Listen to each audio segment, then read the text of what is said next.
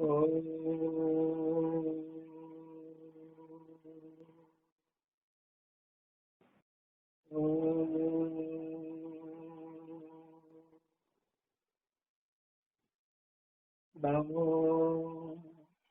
ब्रह्मादिभ्यो ब्रह्म विद्या सांप्रदायकर्तृभ्यो वंश ऋषिभ्यो महाभ्यो नमो गुरुभ्यः सर्वोपप्लवरहित प्रज्ञान घन प्रत्यगर्धो ब्रह्मैवाहमस्मि अहं पदार्थरहितः। ॐ सहनावतु सहनौ भुनक्तु सह वीर्यं करवावहै तेजस्विनावधीतमस्तु मा विद्विषावहै। ॐ शान्ति शान्ति शान्तिः।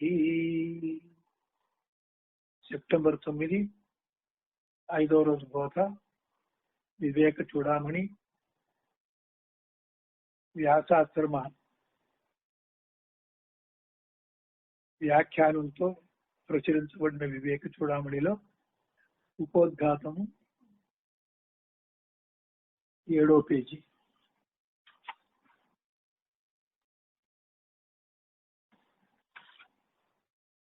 నిన్న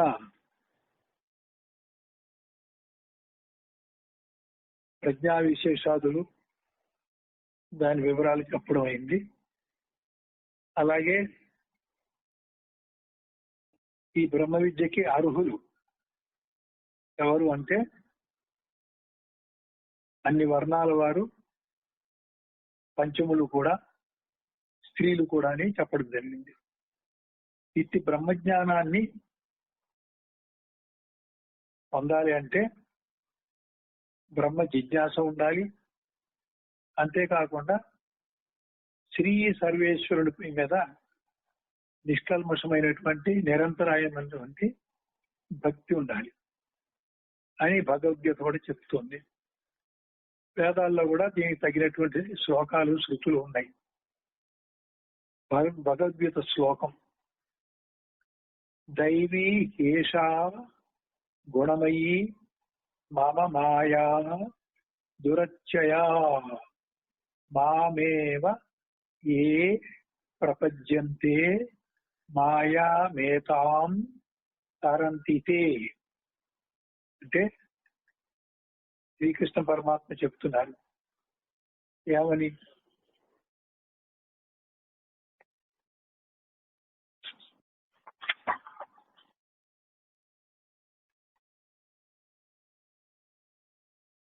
పరమాత్మ అయినటువంటి నేను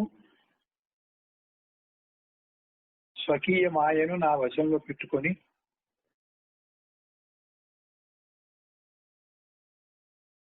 ఈ సృష్టినంతా చేశాను. నా మాయ త్రిగుణాత్మకమైనది. ఇది విష్ణుమాయ కనుక దాన్ని అధిగమించటము ఎవరికీ సాధ్యం కాదు. సాక్షాత్తు శివుడే మోహిని అవతారంలో విష్ణుమాయా స్వరూపుడైనటువంటి మోహినిని మోహించాడు. అటువంటిది మనం ఎంత. కానీ మాయను దాటే ఉపాయం ఉంది. నిరంతరము కేవలము పరమాత్మ అయినటువంటి నన్నే భజించుము. ఇక్కడ భజించటం అంటే మన గుళ్ళోను దేవాలయాల్లో భజన కార్యక్రమంలో మనకి తెలిసి చేసేటువంటి భజన చప్పట్లతో, మేళతాళాలతో పాటల్ని రాగయుక్తంగా పాడటం, దీన్ని భజన అంటాం.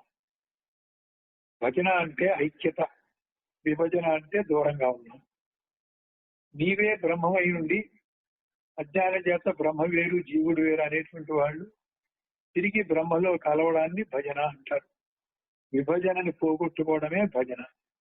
కాబట్టి పరమాత్మ అయినటువంటి నన్ను మీరు ఆశ్రయించండి అన్నప్పుడు, నన్ను భజించుము అన్నప్పుడు, ఆ పరమాత్మతో మమేకం అయ్యేటువంటి తీవ్రమైనటువంటి అనన్యమైనటువంటి భక్తి, ఏకాంతమైనటువంటి భక్తి, ముఖ్య భక్తి కావాలి.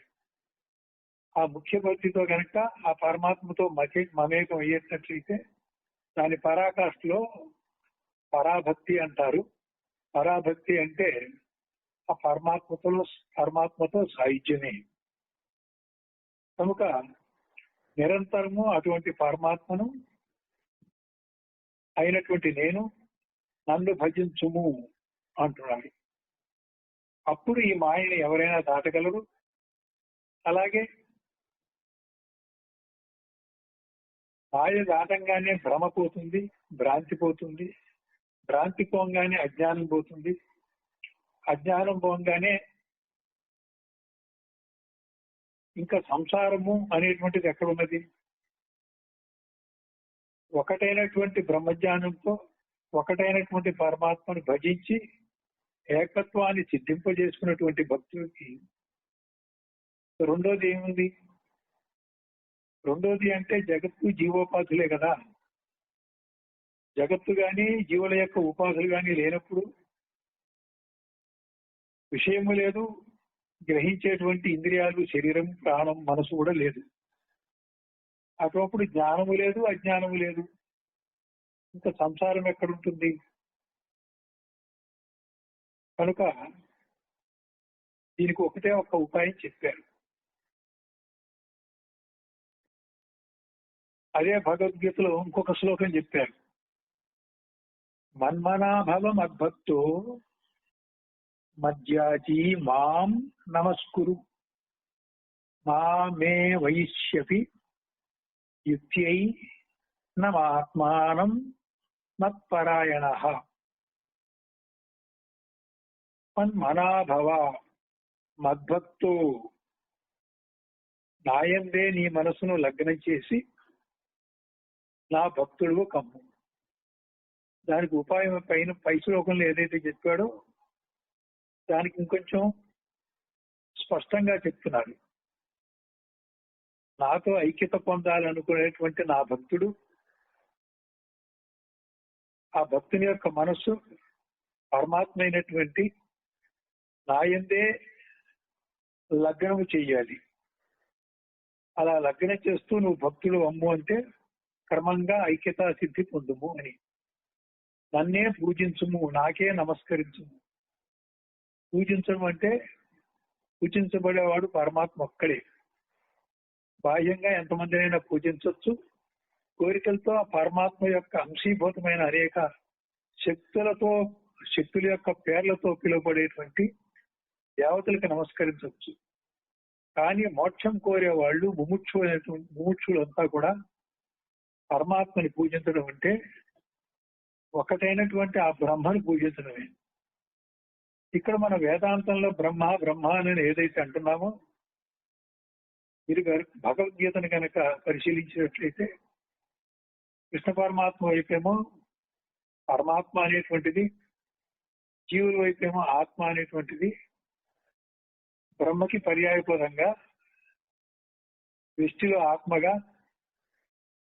మనకి అవగాహన చేసుకోవడానికి ఈ భగవద్గీతలో అలా వాడడం అయింది. ఒక్కొక్క దాంట్లో ఒక్కొక్క సంప్రదాయం. కనుక ఆ పూజించదగినవాడు, మాననీయుడు, మన్నించదగినవాడు అతను ఒక్కడే, ఆ పరమాత్మ ఒక్కడే. మత్పరాయణమై అయినచో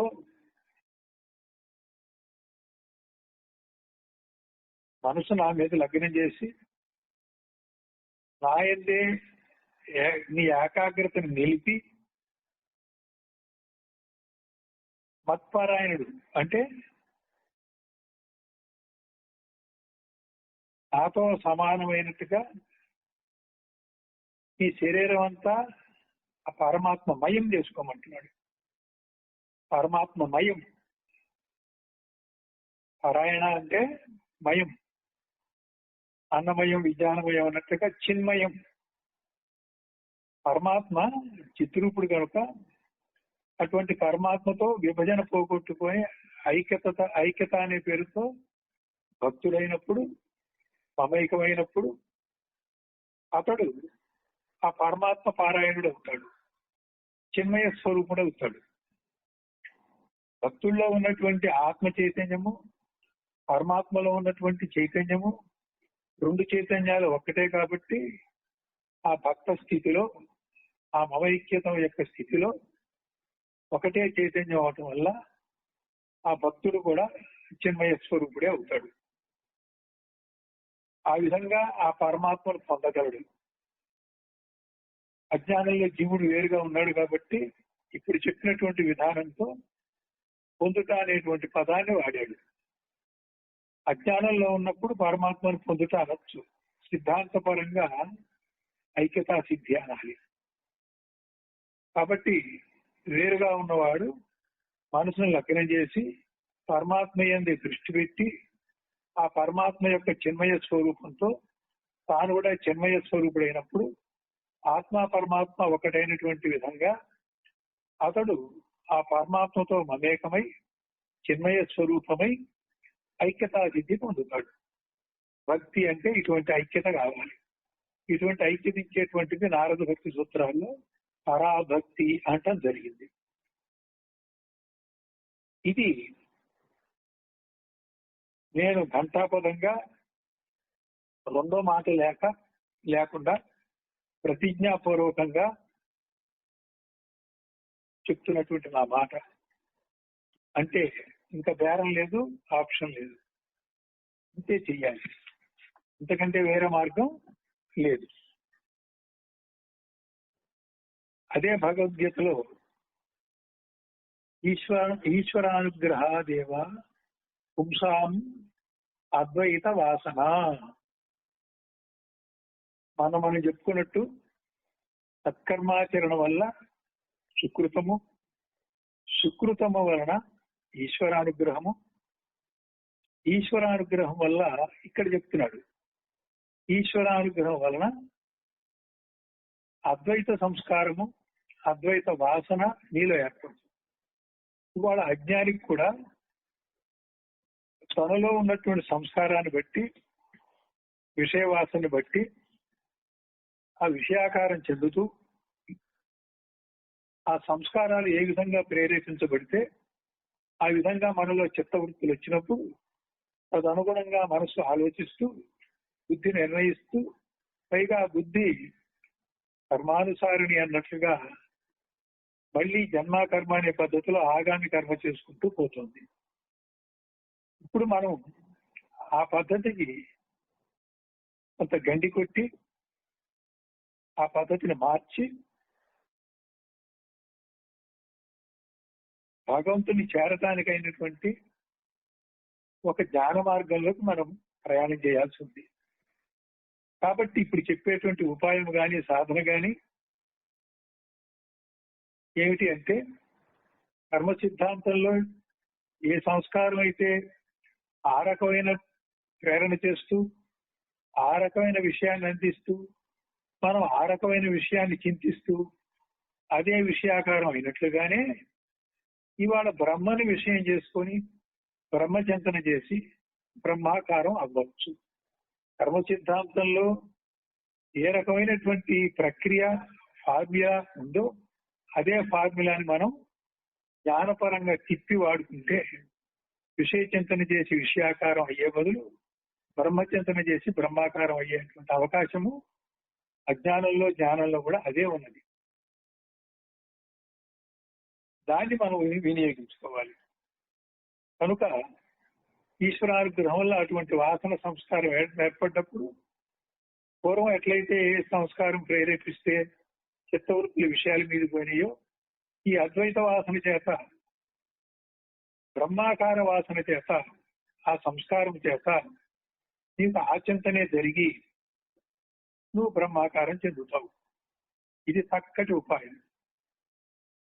నిన్న అవధూత గీతలో చెప్తున్నారు మళ్ళీ, తపోది క్షీణ పాసానాం శాంతానాం వీతరాగిణాం ముముక్షూణాం అపేక్షో అయమాత్మ బోధో విధీయతే. తపోభిః క్షీణపాపానాం శాంతానాం వీతరాగిణాం ముముక్షూణాం అపేక్షో అయమాత్మ బోధో విధీయతే. ఈశ్వరుని గురించి ఆచరించబడినటువంటి తపస్సులచే పాపము నశించి శాంతులమై విముక్తులమై మోక్షకామకులమై అటువంటి వాళ్ళ అయినప్పుడు మాత్రమే ఆత్మబోధ విధించబడుతున్నది అని ఆత్మబోధ గ్రంథము మరియు విష్ణు ధర్మ గ్రంథమును ఇలా చెప్తోంది. అవధూత గీతలో ఏం చెప్పాడంటే, మనం కర్మ విషయం మీద చేయకుండా మన కోరికలు ఏదైతే కోరుతున్నామో ఆ కోరికను అనుసరించి కాకుండా మనం ఈశ్వరుని గురించే ఆలోచించాలి, ఈశ్వరుని గురించే ధ్యానము చింతన చేయాలి, ఏ కర్మ చేసినా ఈశ్వరార్పణంగా చేయాలి, ఏ అనుభవం వచ్చినా ఈశ్వరానుగ్రహంగా తీసుకోవాలి. అట్లా నువ్వు చేసేటువంటి పని ఏదైనా సరే ఈశ్వరుని కోసమే నాకు అని, నా కోసము నేను నాది అనేది కాస్త తొలగించగలిగితే అటువంటి సాధనే తపస్సుగా మారినప్పుడు అటువంటి తపస్సుతో పాపాలన్నీ నశించి, ఇక్కడ పాపం అంటే ఏంటి? సంస్కారాలు, కారణ శరీరం. ఇక్కడ పాపం అంటే పునర్జన్మ హేతువైనది.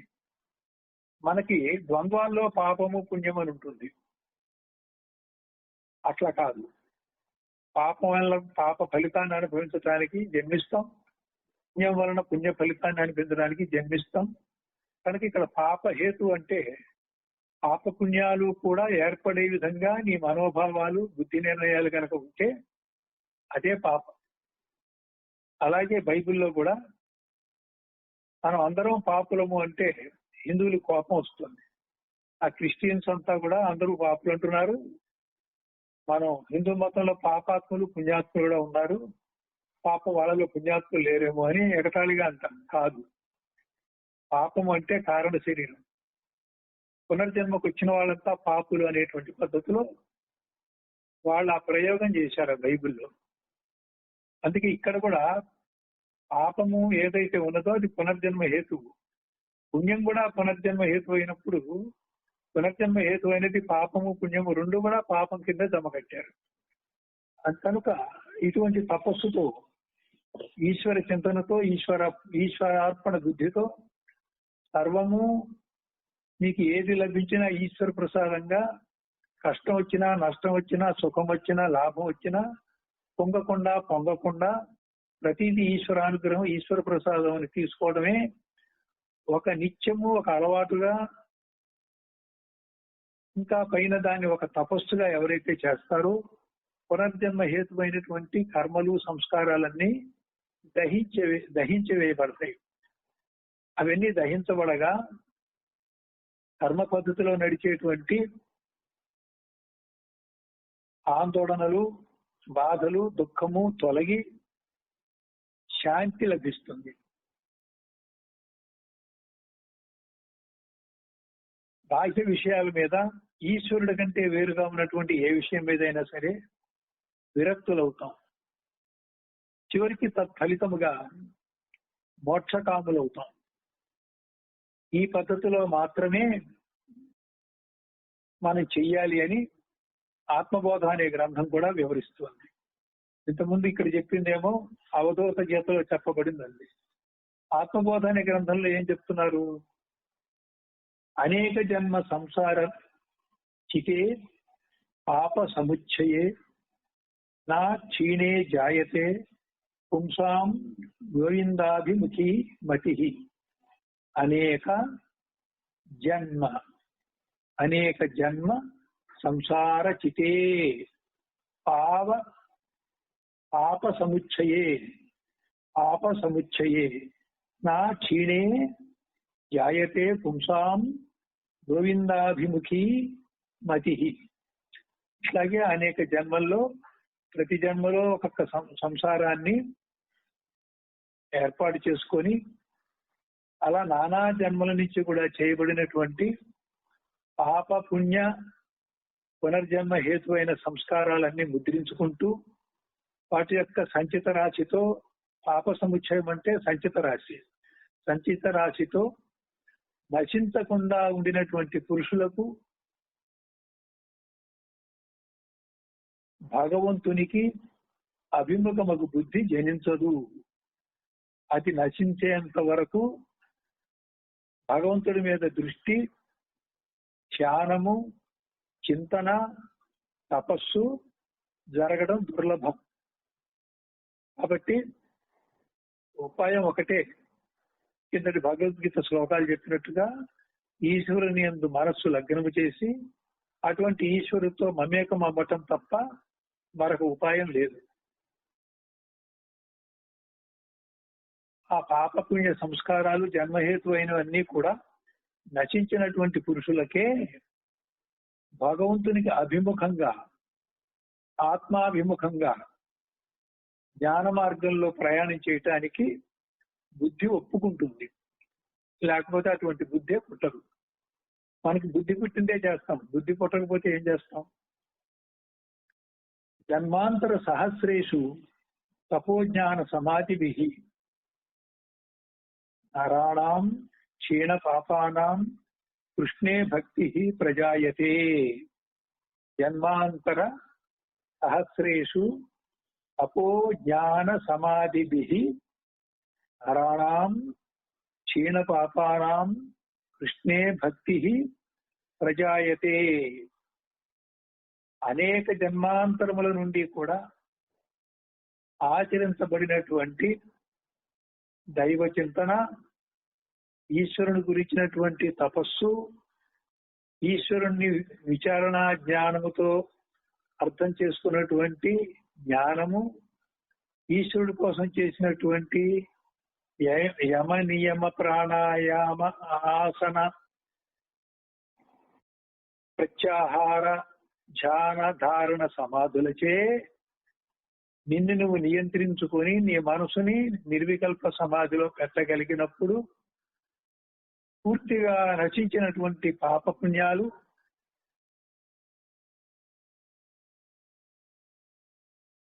కలవాడు, పాపపుణ్యాల నుంచి విడుదలైనటువంటి వాడు, పాపపుణ్య సంస్కారములు తొలగించుకున్నవాడు, అటువంటి పుణ్యాత్మలకు మాత్రమే శ్రీకృష్ణ భగవంతుని యందు భక్తి కలుగుతున్నది.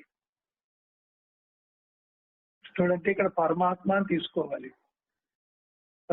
రాముడు కూడా అనుకోవచ్చు, భగవంతుడు ఎవరైనా అనుకోవచ్చు. కోరికల కోసం కాకుండా ముముక్షు జనులు సద్గురువుల్ని గాని, బ్రహ్మ సమానులైనటువంటి వారిని గాని, మహనీయుల్ని గాని, భాగవతోత్తముల్ని గాని, మరి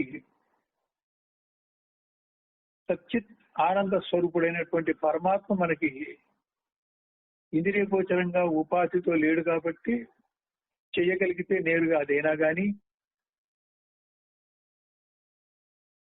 చేయవలసి ఉంటుంది.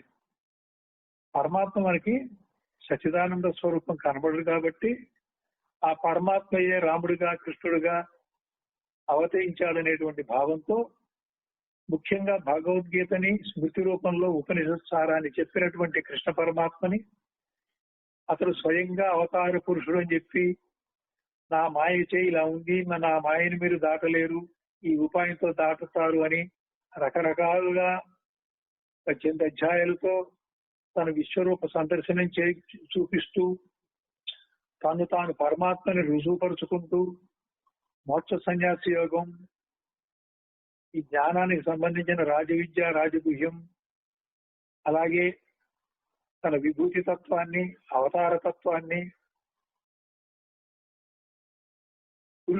పురుషోత్తమ ప్రాప్తితో సహా మరి తను అందించాడు. ద్వాపరయుగంలోనే రాబోయే కలియుగంలో ఉన్నటువంటి మానవుల కోసం అందించి మైత్రేయాది మహర్షుల యందు తాను గురుతత్వంగా ప్రవేశించి ఆ మహర్షులు సూక్ష్మ రూపంలో వాళ్ళ అనేక మంది గురువుల్ని పనిముట్టుగా చేసుకొని వాళ్ళు చేసే కార్యక్రమంలో ఆ గురుతత్వమే మనకు ఉపయోగపడుతుంది.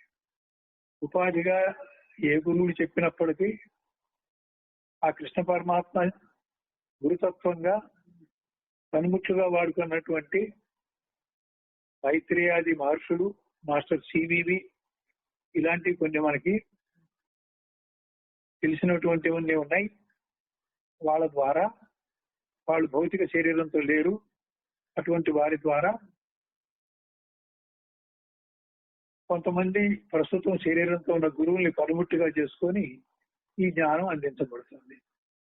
మీరు నిర్ణయంగా ఎవరైతే సద్గురువులో, ఎవరైతే అవతార పురుషులో మన ఇంద్రియాలకి, మన మనసుకి, మన బుద్ధికి ముందు స్థూలాన్ని ఆశ్రయించే అవసరం ఉంది కాబట్టి వారిని సమీపించి వాళ్ళని నామరూపాలుగా ఉపాధిగా కాకుండా ఈ కనబడేది ఒక సంకేతంగా చూసి వారి యందు అంతర్యామిగా గురుతత్వమే ఉన్నదనేటువంటి భావనతో వారిని ఆశ్రయించి ఇప్పుడు ఈ శ్లోకాలు చెప్పినట్లుగా మనం చేయాలి. పరమాత్మ సచ్చిదానంద స్వరూపం అనేది స్థూల సూక్ష్మ రూపాల్లో లేదు కనుక సూక్ష్మాతి సూక్ష్మమైనటువంటి చిత్రూపంలో ఉంది కనుక మనకి మన మనసుకి బుద్ధికి దొరకంది. దానివల్ల ఏకాగ్రత కుదరచ్చు, కుదరకపోవచ్చు. కాబట్టి సద్గురువుల్ని ఆశ్రయించండి, లేక మహనీయుల్ని ఆశ్రయించండి, లేక అవతార పురుషుల్ని ఆశ్రయించండి. అవతార పురుషులు ఇప్పుడు లేకపోయినా వారి యొక్క చరిత్ర, వారి యొక్క భగవత్ వచనాలు, భగవద్గీతలు మనకు లభిస్తున్నాయి కాబట్టి వారి యొక్క తత్వాన్ని సమగ్రంగా అర్థం చేసుకొని వారిని ఆశ్రయిస్తే మనం ఆ ఈశ్వర అనుగ్రహం పొందుతాం. దాన్ని బట్టి జ్ఞానవాసన సంస్కారం ఏర్పడుతుంది. ఆ సంస్కారం యొక్క ప్రేరేపణతో క్రమంగా భగవంతుళ్ళు ఐక్యం అవుతాం.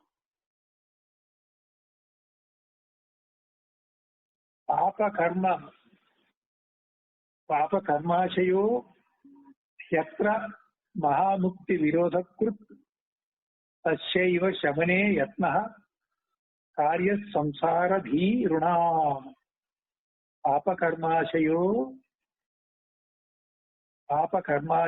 హ్యత్ర మహాముక్తి నిరోధకృత్ తస్యైవ శమనే యత్నః కార్య సంసారధీరుణా.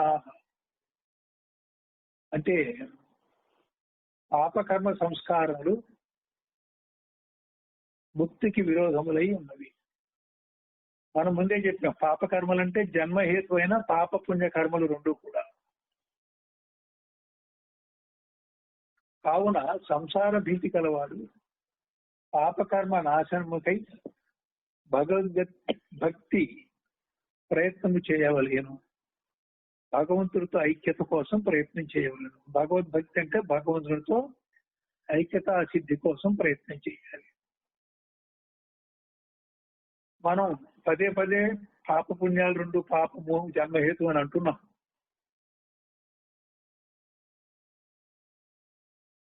అసలు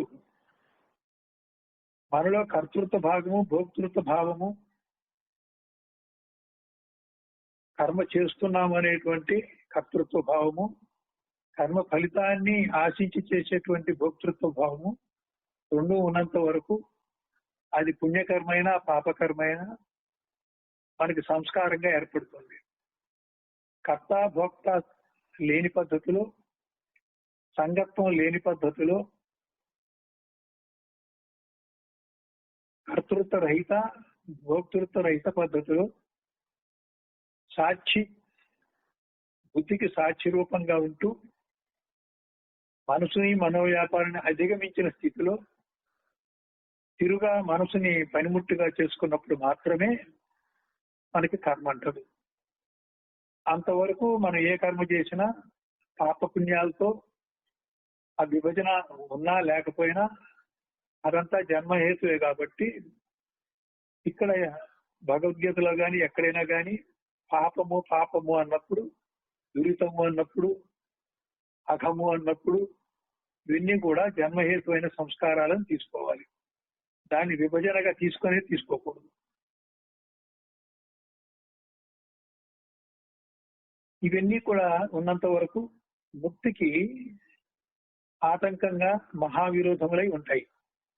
కావున సంసార భీతి గలవాళ్ళు పాపకర్మ నాశనమునికై ముందు ప్రయత్నం చేయాలి.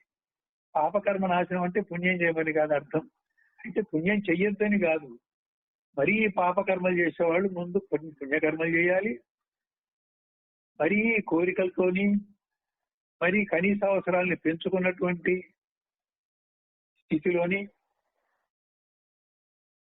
అవసరాలు అన్నదేమో అర్థము, ఇంద్రియ భోగార్థమైనదేమో కామం. ఇది పరిస్థితులు బట్టి, వయసును బట్టి మనకి సహజంగానే ప్రకృతి ప్రేరణగా కొన్ని అవసరాలు, కొన్ని కాముకాలు ఉంటాయి. అయితే పశువు నుంచి పశు సంస్కారంతో మానవ జన్మకు వచ్చిన కొన్నాళ్ళు స్వార్థంగాను ధర్మాధర్మాలు చూడకుండా చేసిన మాట నిజమే. మనకి ఎప్పుడైతే వివేకం ఉందో, ఎప్పుడైతే విచక్షణ జ్ఞానం ఉందో, ఎప్పుడైతే పాపము పుణ్యము అనేటువంటి భావనలకి నిర్వచనం తెలిసిందో, ఇతరుల్ని బాధ పెట్టకూడదు, మనవలే వాళ్ళు కూడా ఉంటారు, ఇతరుల వల్ల మనం బాధపడకుండా సుఖాలే ఉండాలని ఎలా కోరతారో ప్రతి ఒక్కడు అలాగే కోరతాడు. కాబట్టి ఇతరుల కోరికలు కూడా మనం మన్నించి స్వార్థాన్ని ఇతరుల్ని బాధ పెట్టేంత వరకు పెరగనీయకుండా వీలైనంత వరకే అవసరాలు తీర్చుకోవాలి. దీనికోసం ధర్మశాస్త్రం వచ్చింది. సమాజ ధర్మం, వ్యక్తిగత ధర్మం రెండు వచ్చినాయి. అదాతో ధర్మ జిజ్ఞాస అని వచ్చింది. కాబట్టి ధర్మార్థ కామ మోక్షాల్లో అర్థకామాల్ని ధర్మంగా నెరవేర్చుకోమని చెప్పారు.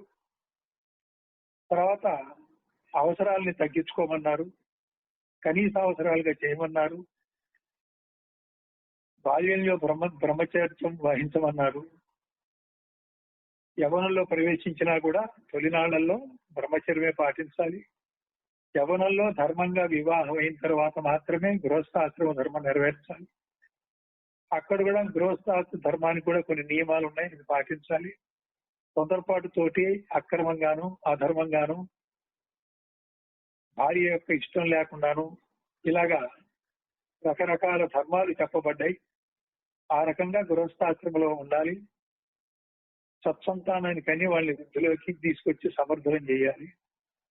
ఆ తర్వాత ప్రకృతి ప్రేరణతో శారీరకమైనటువంటి అవసరాల్ని కామాల్ని తగ్గించుకొని భార్యాభర్తలు స్నేహితులుగా ఉంటూ వానప్రస్థ ఆశ్రమాన్ని ఈ గృహం అందే ఆచరించవచ్చు.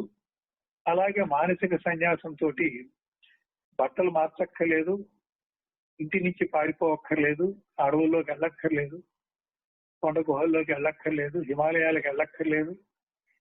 మానసిక సన్యాసంతో మనం వృద్ధాప్యంలో జీవించాలి. మనం సుఖంగా ఉంటూ ఇతన్ని బాధ పెట్టకుండా జీవించాలి. మన యొక్క భావాల్ని కొత్త తరాల వాళ్ళ మీద రుద్దకుండా వాళ్ళు పాపపుణ్యాలు చేయని పెద్దలుగా అడిగితే ధర్మం చెప్పడం, అని చెప్పిన వినకపోతే ఎవరి కర్మన వాళ్ళు వదిలేసి నువ్వు ఏకాంత జీవితాన్ని, సన్యాసి జీవితాన్ని జీవించవలసినటువంటి అవసరం మనకు ఉంది. కాబట్టి ఈ విధంగా మన జీవితాన్ని సరిదిద్దుకోవాల్సిన అవసరం ఉంది. ఎందుకంటే అందరం గృహస్థులమే. బౌద్ధ మతం లాగా సన్యాసం తీసుకోమని ఎక్కడ చెప్పట్లేదు. మాయావాదంలో జగత్ మిథ్యాన్ని మొత్తం వదిలేసేయమని చెప్పట్లేదు. ఇక్కడ అంతర్ముఖంలో ఆత్మజ్ఞానం ఆత్మనిష్ట సంపాదిస్తూనే బహిర్ముఖంలో జీవితం బంధరహితంగా సంస్కారాలు ఏర్పడే పద్ధతి కాకుండా సాధ్యమైనంత వరకు పొంగటం ఆస్వాదించడం తగ్గించి సాధ్యమైనంత వరకు నిష్కామ కర్మ చేస్తూ సాధ్యమైనంత వరకు వైరాగ్యం పెంపొందింపజేసుకుంటూ పూర్తిగా సన్యాసి మాదిరిగా చేసి చేయనివాడుగా ఒక సాధన చేసే పద్ధతిలో మనం మార్పు చేసుకోవాల్సిన అవసరం ఉంది. కనీసం వృద్ధాప్యం వచ్చినటువంటి వాళ్ళైనా సరే, 50లో 60లోకి వచ్చిన వాళ్ళైనా సరే, దీన్ని ఖచ్చితంగా తీవ్రంగా చేసేటువంటి నిర్ణయాన్ని తీసుకోవాల్సిన అవసరం ఉంది. ఇతరులకి బాధ్యతలకి బంధాలకి తేడా తెలియకుండా మాకు బాధ్యతలు ఉన్నాయండి, ఇప్పుడే రాము, ఇప్పుడే చేయలేము, రెండు సమన్వయం కావు అనేటువంటి వాళ్ళు కూడా ఉన్నారు. కానీ వాళ్ళు కూడా కొన్ని ఉపాయాలతో గురువుని ఆశ్రయించి గురు సూచన మేరకు చేసే అవకాశం ఉంది. అయితే ఈ రంగంలోకి శిష్యుడు అనేటువంటి భావంలోకి ముముక్షువై రాని వాళ్ళకి ఈ సందేహాలు చాలా ఉంటాయి కాబట్టి చెప్పడం అయింది. కానీ బాల్యం నుంచే ఆధ్యాత్మికపరమైన జీవితాన్ని భౌతికంలో కూడా ఆధ్యాత్మికతను మేళవించి జీవించేటువంటి అవకాశం ఉంది. అర్థకామాల్ని ధర్మయుతంగా జీవించే మార్గం ఉంది. చివరికి మోక్ష మార్గాన్ని పట్టే విధంగా కూడా జీవించవచ్చు. దీనికోసం ప్రత్యేకంగా మనం అన్ని వదులుకొని రావాల్సిన అవసరం లేదు. చాలా మందికి దురభిప్రాయం ఉంది, ఇవన్నీ వదిలితే గానీ ఇందులోకి రాము, మాకు ఇప్పటి నుంచే వద్దండి అనే వాళ్ళు కూడా ఉన్నారు. దేవతా శృతి సచ్ఛాస్త్ర శ్రవణై పుణ్యదర్శనై గురు శుశ్రూషణైశ్చైవ పాపబంధ ప్రశామ్యతి. దేవతా శృతి సచ్ఛాస్త్ర శ్రవణై పుణ్యదర్శనై గురు శుశ్రూషణైశ్చైవ పాపబంధ ప్రశామ్యతి. దేవత అంటే దేవతారాధన, శృతి అంటే వేదాంతము, సత్శాస్త్రము అంటే సద్రూపము, మోక్షం గురించి చెప్పేటువంటి శాస్త్రము. వాటిని పెద్దల ప్రవచిస్తున్నప్పుడు శ్రవణం చేస్తూ అటువంటి శ్రవణం చేతను సాధు దర్శనం పుణ్యం, సాధు స్పర్శనం పాపనాశనం, సాధు సంభాషణం,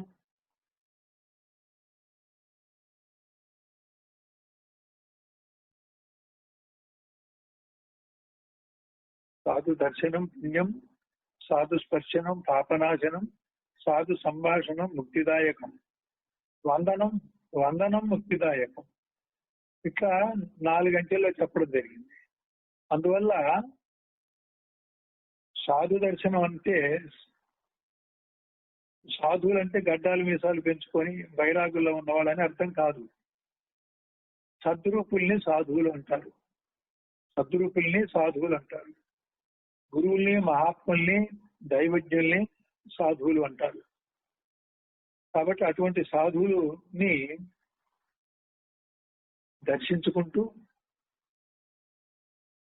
గురువుల్ని సద్గురువులకి నీకు ఎవరు లభిస్తే వాళ్ళని శుశ్రూషలతో సేవిస్తూ పాపబంధాన్ని పటాపంచలు చేసుకోవాలి.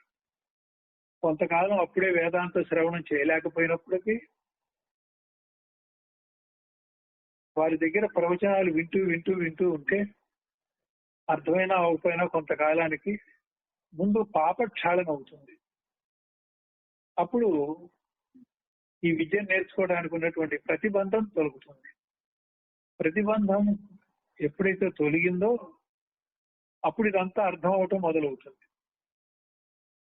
మోక్షేచ్ఛ ఉన్న వాళ్ళకి అర్థం అవటం ఎప్పుడైతే మొదలు పెట్టిందో వాళ్ళు వెంటనే ఆచరించగలుగుతారు.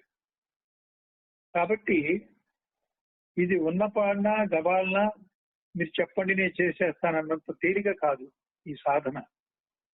కాబట్టి ఇన్ని రకాలుగా ఇన్ని కోణాల్లో చెప్పడం జరుగుతుంది. ఈ పాప సముచ్చయం ఏదైతే ఉందో అదంతా కూడా పాపం అంటే ఇక్కడ సంస్కారాలు, జన్మహేతు సంస్కారాలన్నీ కూడా చెరిగిపోయి అప్పుడు ఈ వేదాంత బోధ చాలా తేలిగ్గా అర్థం అవుతుంది. ఏముందండి, అనాత్మ భావన పోవాలి, ఆత్మభావన కావాలి. అనాత్మ భావన అనేక జన్మల నుంచి అలవాటు పడ్డది, తేలిగ్గా పోవట్లేదు కాబట్టి తీవ్రంగా సాధన చేసి పోగొట్టుకోవాలి. ఆత్మభావన రావాలంటే మనసు ఏకాగ్రత ఉండాలి, మనసు భగవంతుని గట్టిగా పట్టుకోవాలి, లేకపోతే సద్గురువుని బ్రహ్మని ఆ బ్రహ్మ సమానమైనటువంటి మహనీయుల్ని పట్టుకోవాలి. వాళ్ళకి శుశ్రూష చేయాలి, సేవ చేయాలి. ముందు సేవతో మొదలు పెట్టాలి. ఆ సాధువు యొక్క దర్శనంతో పుణ్యము సంపాదించాలి, పాపాన్ని పోగొట్టుకోవాలి. ఆ బోధతో సంభాషణతో దగ్గర కావాలి. తర్వాత వందనంతో మమేకమై నువ్వు కూడా జ్ఞాని కావాలి. దీనికోసం క్రమమైనటువంటి అనుష్ఠాన పద్ధతి ఉంది, ధ్యాన పద్ధతి ఉంది, తెలివైన వాళ్ళకి తత్వ విచారణ పద్ధతి ఉంది, తత్వానుసంధానం చేసుకోవచ్చు. గురుభక్తితో గురువుని తీవ్రంగా ఆచరించినప్పుడు ఆ గురువే శిష్యుల్ని ఎటువంటి వాడినైనా సరే తరింపజేస్తాడు. మన అనుకున్న మూకాం కరోతి వాచాలం అని, మూగవాడి చేత కూడా మాట్లాడిస్తాడు. ఆనందగిరి అనేటువంటి శిష్యుడిని శంకరాచార్య అతను మందమైతే కేవలం గురువు గారి బట్టలు ఉతుకుతూ ఉంటే అతని కోసం బోధ ఆపి అతను వస్తే గాని బోధించకుండా ఉన్నప్పుడు కొందరు శిష్యులకి సందేహం కలిగింది, కానీ గురువుని ప్రశ్నించేంత ధైర్యం వాడికి లేదు. గురువుగారు సర్వజ్ఞుడు కాబట్టి దాన్ని గ్రహించి ఆయన్ని పిలిచి, నీకేం తెలుసో చెప్పరా, ఇన్నాళ్ళు నువ్వు విన్నావు కానీ అడిగాడు. అన్నాళ్ళు అతనికి ఏం అర్థం కాకపోయినా ఆ గురువు ప్రజ్ఞారూపుడై ఆ శిష్యుల్లో ప్రవేశించి శిష్యుడి చేత తోటక వృత్తులతోటి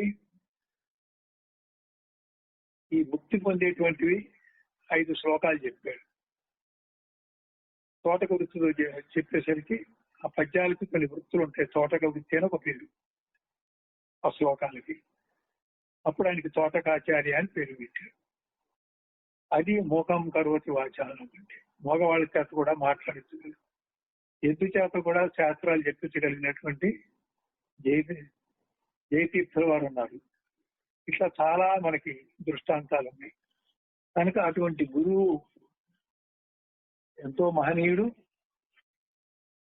మనకి ఈ వేదాంత బోధ అర్థమైనా కాకపోయినా ముందు గురుసేవతో శుశ్రూషతో ప్రారంభించి సాధు దర్శనాలతో ఉంటూ వెళ్ళిగా అక్కడే కొంత పనిచేస్తూ ఉంటే బాహ్యంగా సంసారంలో మనం చేసేటువంటి పాపపుణ్య కర్మల నుంచి బయట తిరిగేటువంటి తిరుగుల నుంచి తగ్గించుకొని వేదాంత శ్రవణం లేకపోతే పురాణ శ్రవణం, ఏదైనా సత్కథా కాలక్షేపం ఇలాంటివి కొంతకాలం చేసుకుంటే ఈ పాప సంస్కారాలు కొన్నైనా ఖర్చు అయినప్పుడు ఈ జ్ఞాన మార్గంలో ప్రవేశించడానికి ఉన్న ఆటంకాలు కర్మకర్మంగా తొలగిపోయే అవకాశం ఉంది.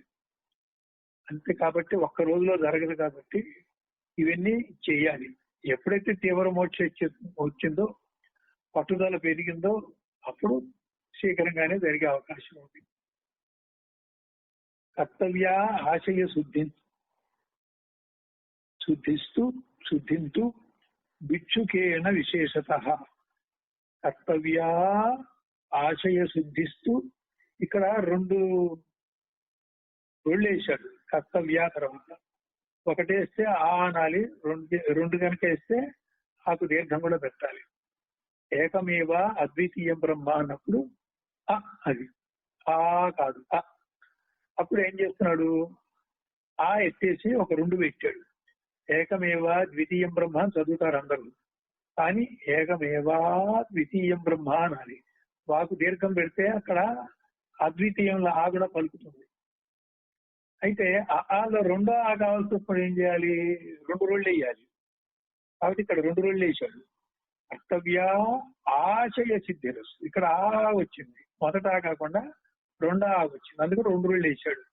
కర్తవ్య ఆశయ శుద్ధింతు భిక్షుకేణ విశేష జ్ఞానోత్పత్తి నిమిత్త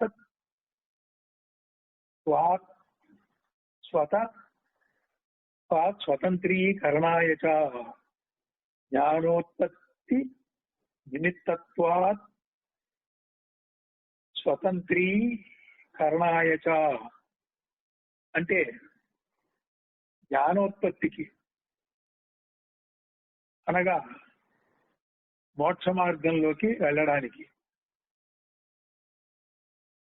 అంతఃకరణ శుద్ధి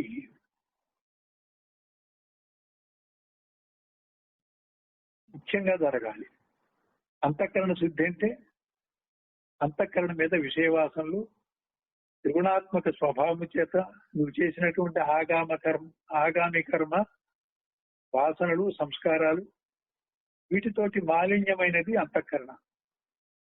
ఆత్మ ప్రకాశము అంతఃకరణని అద్దం మీద పడ్డప్పుడు, ఈ మాలిన్యంతో కూడినటువంటి అద్దం మీద పడ్డప్పుడు ప్రతిబింబ ప్రకాశము అసత్యనేనుగా ఉన్నది. అదే అంతఃకరణ శుద్ధి జరిగినప్పుడు, వాసనాక్షయం జరిగినప్పుడు, త్రిగుణ స్వభావం పోయినప్పుడు ఆ పరమాత్మ ప్రకాశము శుద్ధార్థంగా ఉన్న అంతఃకరణ మీద పడ్డప్పుడు ఆ ప్రతిబింబ ప్రకాశం కేవలం అహం అహం అనే స్ఫురణగా ఉంటుంది. అదే సోహం జ్ఞానం, అదే యథార్థ.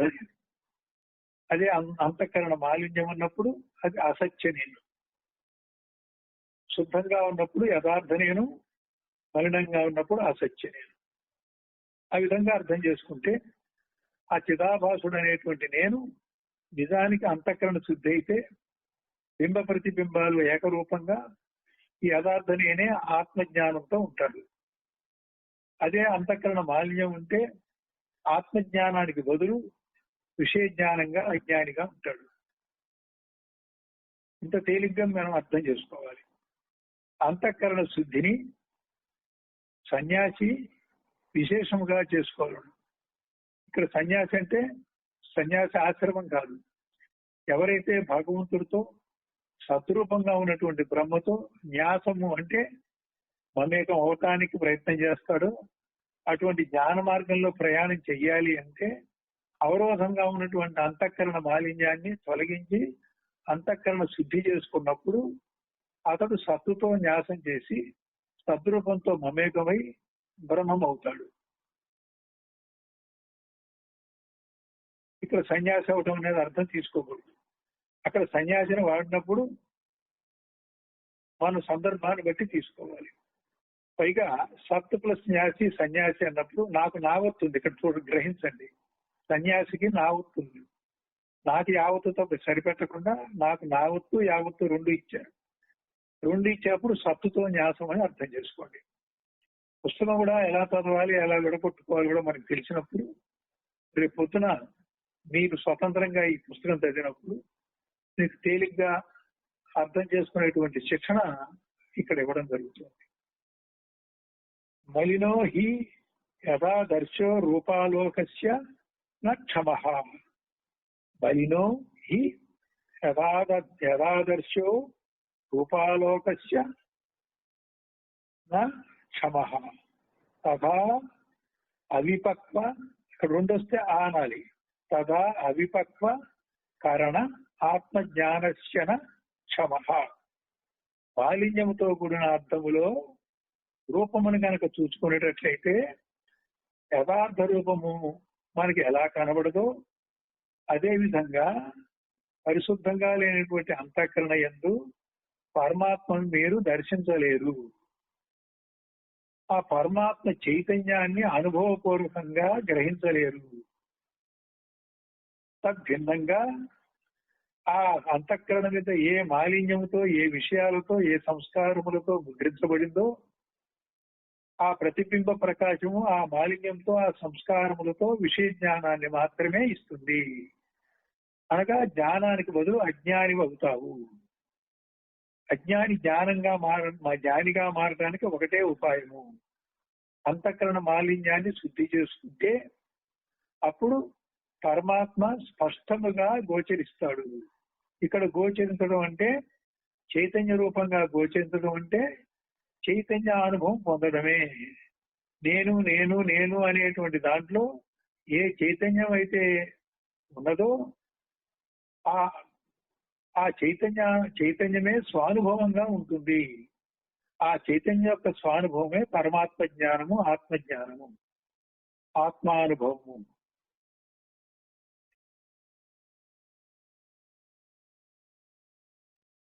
ఆచార్యోపాసనం వేదశాస్త్రార్థస్య వివేకిత. ఆచార్యోపాసనం వేదశాస్త్రార్థస్య వివేకిత. తత్కర్మణాం అనుష్ఠానం సంగః తద్భిర్గి రశుభః. తద్భిర్గి అక్కడ విసర్గ ఉంది, శుభః. అప్పుడు విసర్గ శకారంగా మారి శివ కింద మెలిపిసా ఒత్తు వచ్చింది. గురు బ్రహ్మ, గురు విసర్గ ప్లస్ బ్రహ్మ. అందుకని ఏమంటారంటే గురుడు బ్రహ్మ అంటాం. గురు విష్ణువు విసర్గ తీసినప్పుడు రకారంగా మారి గురు విష్ణువు, గురోర్ విష్ణువు. గురు దేవా విసర్గ తీస్తే రకారం వచ్చి గురువు దేవ అని వస్తుంది. కొన్ని చోట్ల సకారం వస్తుంది, కొన్ని చోట్ల రకారం వస్తుంది, కొన్ని చోట్ల ఓ ఓ అని ఓకారం వస్తుంది విసర్గ తీసినప్పుడు. ఆ పక్కన సంధిలో ఉన్నటువంటి అచ్చులు హల్లులను బట్టి ఈ రకమైనటువంటి అక్షరాలు విసర్గ పోయినప్పుడు అక్కడ వస్తాయి. ఇక్కడ ఏమొచ్చింది? తద్భిర్గి శుభః. తద్భిర్గి రా వచ్చింది, రశుభః, తశుభాః. అట్లాగే ఓం శాంతి శాంతి శాంతి అంటారు. నిజానికి అది ఓం శాంతి శాంతి శాంతి. విసర్గ తీసినప్పుడు ఏమైంది? మెలికి సాగిందే చావత్తు వచ్చింది. అందుకని ఓం శాంతి శాంతి శాంతి శాంతి అని 3 సార్లు. మిగతా 2 శాంతులకి చావత్తు వచ్చింది. విసర్గ బదులు శాకి చావత్తు వచ్చింది. ఇది సంస్కృతం యొక్క వ్యాకరణం. చదవగా మనకి వ్యాకరణ శాస్త్రం తెలియపోయినా 4 పదాలు ఉదాహరణగా చూసినప్పుడు మనకే అర్థం అవుతుంది. నాకు కూడా సంస్కృతం రాదు. ఆచార్యోపాసనం. ఆచార్యులు అంటే ఎవరిక్కడ? ఏదో మన లోకల్లో ఆచార్య గారు అని పిలుస్తాము, అది కాదు. పేరులో ఉన్న ఆచార్య కాదు, వృత్తిలో ఉన్న ఆచార్య కాదు. ఇక్కడ ఆచార్య అంటే ఆచరించేవాడు. ఎవరు సద్గురువులు అంటే, ఎవరు మహనీయులు మహాత్ములు అంటే కేవలం వాచా జ్ఞానం కాకుండా, కేవలం పాండిత్యం కాకుండా వాళ్ళు ఏదైతే చెప్పారో అది ఆచరించి అనుభవం పొందిన వాళ్ళు ఆచార్యులు. మనం కళాశాలలో కాలేజీలో కూడా ప్రొఫెసర్ అంటాం. ప్రొఫెసర్ అంటే ఆచార్య. ఆచార్య అంటే అక్కడ ఏంటి? వాళ్ళు ప్రయోగాలు చేసే అనుభవం పొందిన వాళ్ళు. అక్కడ విద్య బ్రహ్మ విద్య కాదు. అక్కడ వాళ్ళు ఏ సబ్జెక్ట్ తీసుకున్నారో ఆ సబ్జెక్ట్ లో మాస్టర్ అయ్యి, మాస్టర్ తర్వాత పరిశోధన చేసి, ఆ పరిశోధనలో డాక్టరేట్ సంపాదించినప్పుడు వాడు ప్రొఫెసర్ గా అర్హత పొందాడు. కాబట్టి అక్కడ ఆచార్యుడు అంటే అక్కడ కూడా తీవ్రమైన పరిశోధన చేసిన వాడు. అది బహిర్ముఖ విద్యలో. అంతర్ముఖ విద్యలో తీవ్రమైన పరిశోధన చేస్తే ఏమైంది? తనకంటే వేరు మీద చేయలేదు కాబట్టి, తానే అయినటువంటి బ్రహ్మ మీద చేశాడు కాబట్టి, అజ్ఞానంలో బ్రహ్మ వేరు తాను వేరు అనుకున్నవాడు ఈ పరిశోధన యొక్క చివరిలో తానే ఆ బ్రహ్మం అయ్యాడు. కాబట్టి అటువంటి పరిశోధన చేసి తాను బ్రహ్మము అనేది మరిచిన వాడు, బ్రహ్మని పరిశోధన చేసి అన్వేషణ చేసి ఎవరైతే కనుక్కున్నారో వాడు ఆ బ్రహ్మరూపుడే అవుతాడు. ఆ విధంగా అయిన వాడిని ఆచార్యులు అన్నారు. అంటే అనుభవం ఉన్నటువంటి గురువులు, విహిత గురువులు. అటువంటి వాళ్ళని ఉపాసన చేయమన్నారు. అసలు ఉపాసన అనే పదం ఎందుకు పెట్టారు? ప్రార్థించమని, పూజించమని, పాదసేవన చేయి అంటే సరిపోతుందిగా. ఉపాసన అంటే ఏంటి? దేన్ని ఉపాసన చేస్తే ఆ ఉపాస్య రూపం నువ్వు అవుతావు. ఏ దేవతను ఉపాసన చేస్తే ఆ దేవతా రూపం నేను అవుతాను. అమ్మవారి ఉపాసన చేస్తే నేను అమ్మవారిని అయిపోతాను. యేసుక్రీస్తుని ఉపాసన చేస్తే నేనే యేసుక్రీస్తు అయిపోతాను. ఆత్మోపాసన చేసిన వాడు ఆత్మే అవుతాడు. బైబిల్లో కూడా ఒక మాట ఉంది, ఉపాసన అన్నా ఆరాధన అన్నా అనుష్ఠానం అన్నా ఒకటే. తన్ను ఆరాధించువారు అట్టివారే కావాలని తండ్రి కోరుచున్నాడు. అంటే అక్కడ పరబ్రహ్మను ఎవరైతే ఆరాధిస్తారో పరబ్రహ్మను అవుతారు అనేటువంటి వాక్యం, ఒక అద్వైత వాక్యం బైబిల్లో కూడా ఉంది. కాబట్టి మనం మత పద్ధతులు వేరైనా మత సంప్రదాయకులు వాళ్ళు ఆ మతంలో ఉన్నటువంటి దురాచారాలతోటి ఏ రకంగా ప్రవర్తించినా వాళ్ళ ప్రవర్తనలో ఆ సిద్ధాంతాన్ని వాళ్ళు తీసుకున్న అర్థంలో తేడా ఉంది. కానీ ఆ సిద్ధాంత పరంగా అన్ని మతాలు ఒకటే. ఎవరైతే జ్ఞానులో, ఎవరైతే ఈ మార్గంలో ఉన్నారో అన్ని మతాలని విచారించి అన్నింటిలో ఉన్నది ఒకటే అని తెలుసుకొని నీకున్న మతం మీద దురభిమానం వదిలి వేరే మతాన్ని విమర్శించడం ఒక జ్ఞాని యొక్క లక్షణం కాదు. అలాగే జ్ఞాన మార్గంలో ఉన్నటువంటి శిష్యులు కూడా అటువంటి ఏదన్నా ఉంటే వదిలిపెట్టాలి. అక్కడ తేడా వచ్చింది మతాన్ని అనుసరించే వాళ్ళ యొక్క వికారాలే కానీ ఆ మతానికి ప్రాతిపదికగా ఉన్నటువంటి ఆ సిద్ధాంతం ఎందులో ఉన్నా ఏ మతంలో ఉన్నా అది గొప్పదిగానే ఉంది. అది మనం అర్థం చేసుకోవచ్చు. లేకపోతే మీరు కూడా అన్ని మత గ్రంథాలు చదివి దాని సారాంశాన్ని తీసుకుంటే మీకే అది బోధపడుతుంది. కాబట్టి సరే, ఈ రకమైన సందేశాలు అప్పుడప్పుడు మనకు ఇవ్వాలి. కారణం ఏంటంటే భేద బుద్ధి అజ్ఞానం, భేద బుద్ధి రహితం చేసుకోవడమే జ్ఞానం. కులం కానీ, మతం కానీ, స్త్రీ పురుష భేదం కానీ ఇవన్నీ కూడా భేద బుద్ధి మనలో ఉన్నంత కాలం ఈ వేదాంతం ఎంత నేర్చుకున్నా 5 సంవత్సరాలు, 6 సంవత్సరాలు, 7 సంవత్సరాలు నేను శిష్యునండి, సాధకునండి, నాకు 2 మంత్రాలు అయినా 3 మంత్రాలు అనేవాళ్ళు కూడా ఈ భేదంగా చూసేటువంటి బుద్ధి ఏదైతే ఉన్నదో దాన్ని వదలకపోతే మాత్రం ఇక్కడ జ్ఞాన సముపార్జన అనేది జరగదు. ఈ విధంగా ఆచార్యోపాసనము చేయాలి. ఆచార్యుడు బ్రహ్మ కాబట్టి ఉపాసన చేత నువ్వు కూడా బ్రహ్మమే అవుతావు. వేదశాస్త్రార్థముల వివేకము, సత్కర్మల అనుష్ఠానము, సత్పురుషులతో సంబంధము, శుభవాక్కులు. సత్కర్మల అనుష్ఠానం అంటే సత్ అంటే మంచి కర్మలు కాదు. ఇక్కడ సత్ అంటే సద్రూపుడైనటువంటి బ్రహ్మ. ఆ బ్రహ్మజ్ఞానానికి సంబంధించి, బ్రహ్మజ్ఞానాన్ని సంపాదించడానికి సంబంధించి అటువంటి సాధనలు, ప్రయత్నాలు, దానికి అనుకూలంగా ఉండేటువంటి పనులన్నీ కూడా తపము, యజ్ఞము, ధ్యానము లాంటివి కూడా మోక్షం అనేటువంటి ప్రయోజనం కోరి చేసినప్పుడు అవి సత్కర్మలు. కొన్ని దేవతల్ని కోరికల కోసం, వరాల కోసం, ముడుపులు కట్టి మొక్కులు తీరడం కోసం అయితే అదేదో పుణ్యకార్యం అయితే అవ్వచ్చు, కానీ సత్కర్మ కాదు. 1000 గుళ్ళు కట్టించినా, 10 చెరువులు తవ్వించినా, 100 చెట్లు నాటించినా, తల్లిదండ్రాలు పెట్టినా, వేసవి కాలంలో అందరికీ చల్లటి మంచినీళ్ళు ఇచ్చినా, అన్నదానాలు చేసినా పుణ్యమే గాని మోక్షం రాదు. సత్కర్మలు అవి కాదు. సత్కర్మలంటే జ్ఞానదానం చేయాలి.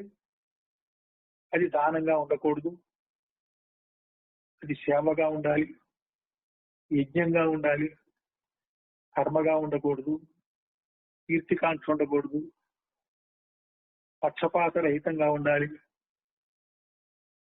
కేవలం గురువుగారు జ్ఞాన బోధ చేస్తున్నాడు అంటే దక్షిణ కోసం కాదు, గురు దక్షిణ కోసం కాదు, కీర్తి కోసం కాదు, గొప్పతనం కోసం కాదు, కేవలం ఆప్త కాముడిగా చేయాలి. శిష్యుని యొక్క ఆశ్రయించినటువంటి పద్ధతిని బట్టి, ఆర్తిని బట్టి నిజమైన గురువు దానికి స్పందించి కరిగిపోయి అప్రయత్నంగా శిష్యుడిని హక్కుని తీర్చి గురు శిష్య భావంతో జ్ఞానబోధ చేస్తాడు.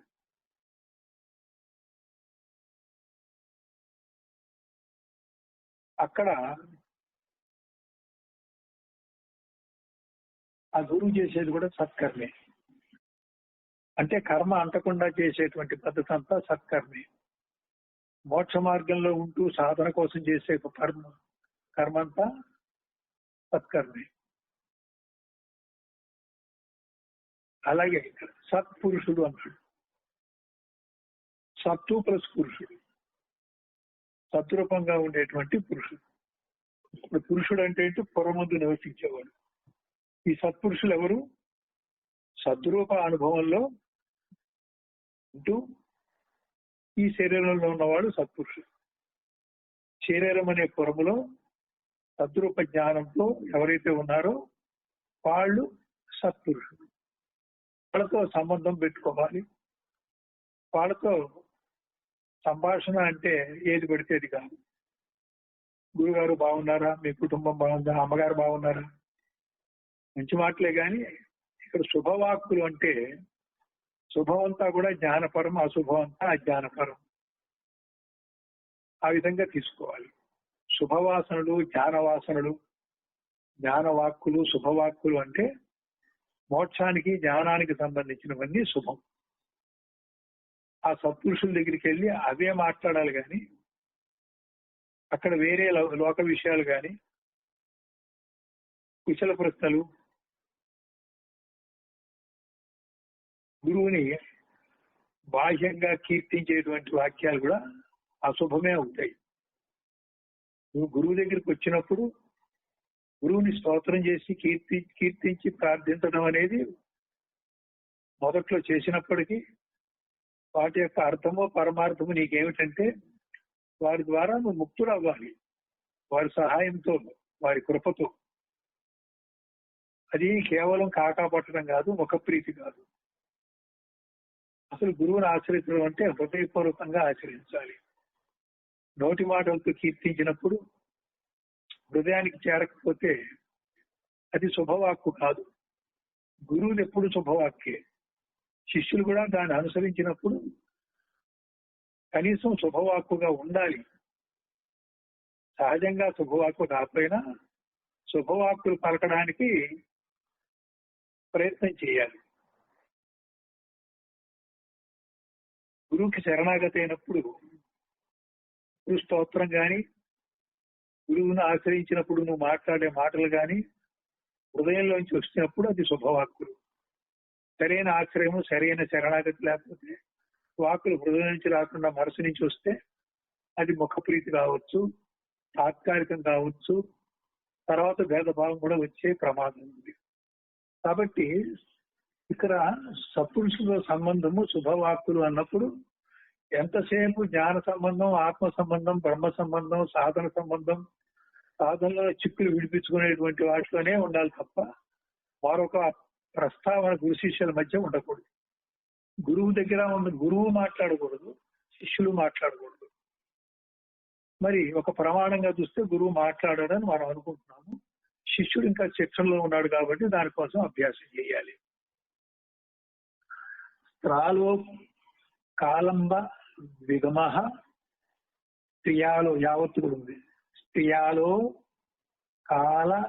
కాలంబ విగమ సర్వభూతాత్మ దర్శనం ఛాగ పరిగ్రహణం చ జీర్ణ కాషాయ ధారణం. స్త్రియా అంటే స్త్రీలను చూచి, కాలంబ విగమ అంటే ఆలంబనం అంటే స్త్రీతో ఏదొక రూపంగా స్పృశించడం కానీ సంభాషించడం కానీ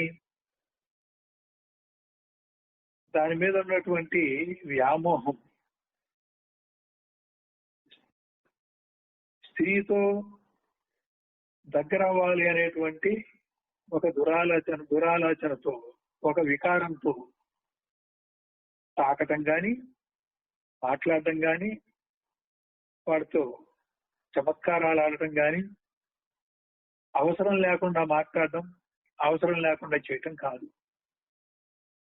ఒక తండ్రితో కూతురు మాట్లాడినట్టుగా, ఒక తల్లితో కొడుకు మాట్లాడినట్టుగా, సోదరులు మాట్లాడుకున్నట్టుగా మాట్లాడుకున్నప్పుడు నిజంగా ఆ భావమే సత్యమైతే అది పర్వాలేదు. అటువంటి భావం లేకుండా చేసినప్పుడు ఇవన్నీ కూడా నిషిద్ధం. అవన్నీ కూడా సమస్త భూతముల ఆత్మదృష్టితో కావించుట అనేటువంటి నువ్వు సాధన ఎప్పుడైతే చేస్తున్నావో, ఈ రకమైన వికారంతో కూడినటువంటి ఆలోచనలు, భావాలు,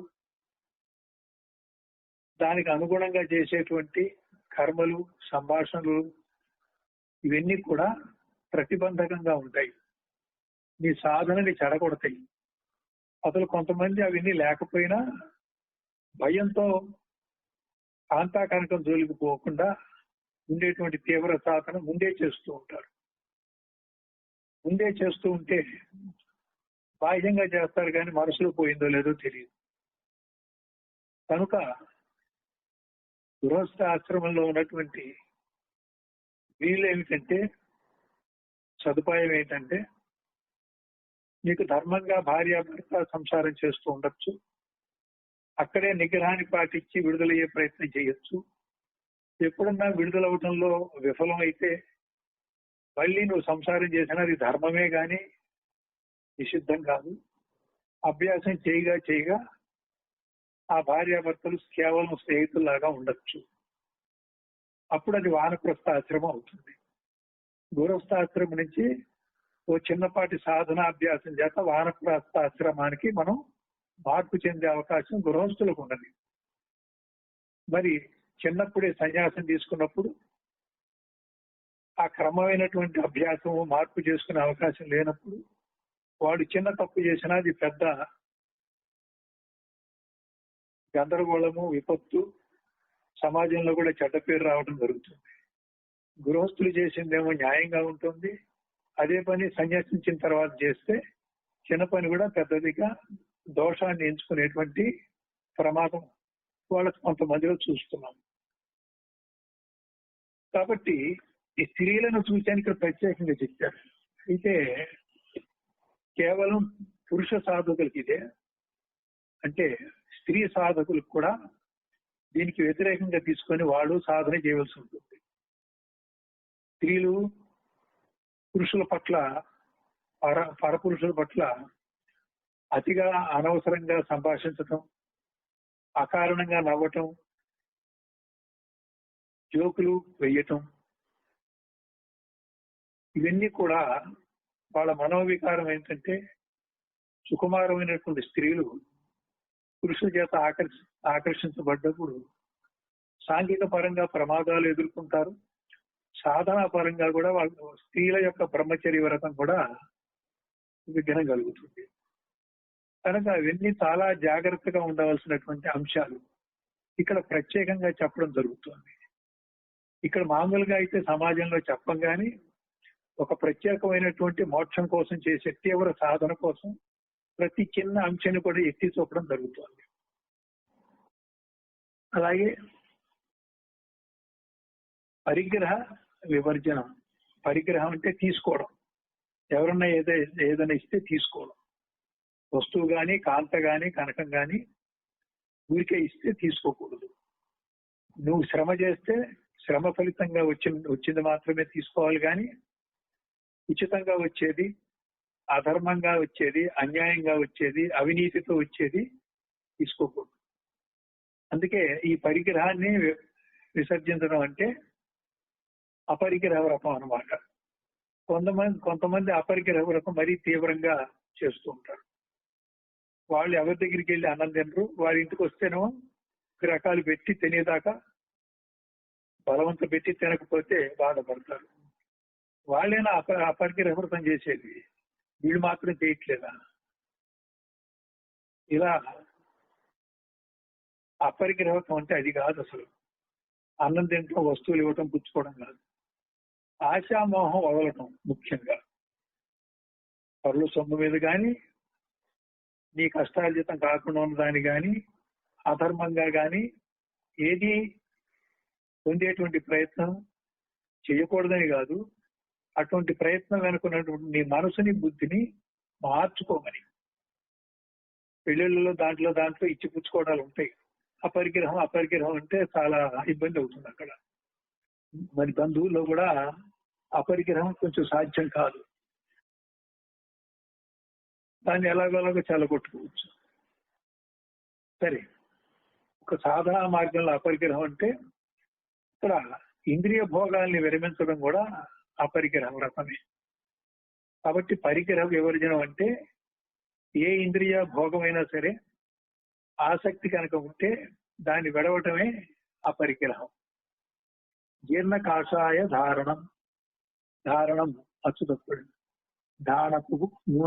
ధారణము అంటే దాన్ని కూడా త్యాగం చెయ్యాలి. జీర్ణ కాషాయ ధారణం. కాషాయం అంటే కాషాయం కట్టమని కాదు, మానసిక సన్యాసం కావాలి. విషయేంద్రియ సంరోధ అస్తంద్రాలస్య వివర్జనం. విషయేంద్రియ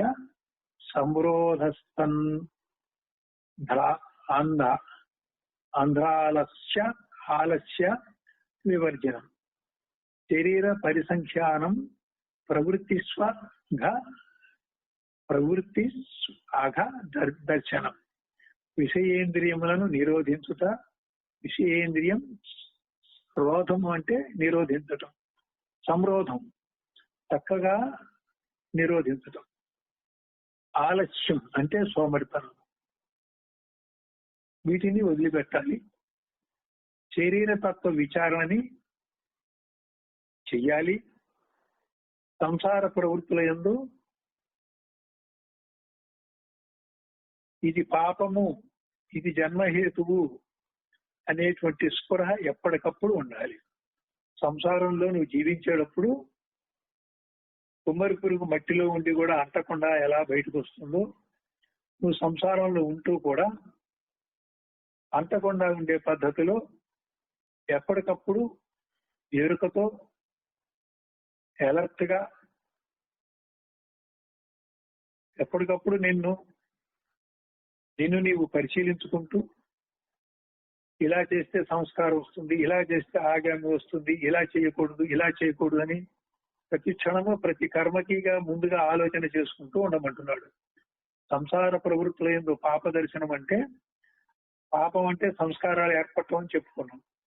నువ్వు సంసారంలో ఉంటూ నిష్కామ కర్మగా ఉండాలి, అసంగంగా ఉండాలి, చేయనివాడుగా అన్ని చెయ్యొచ్చు.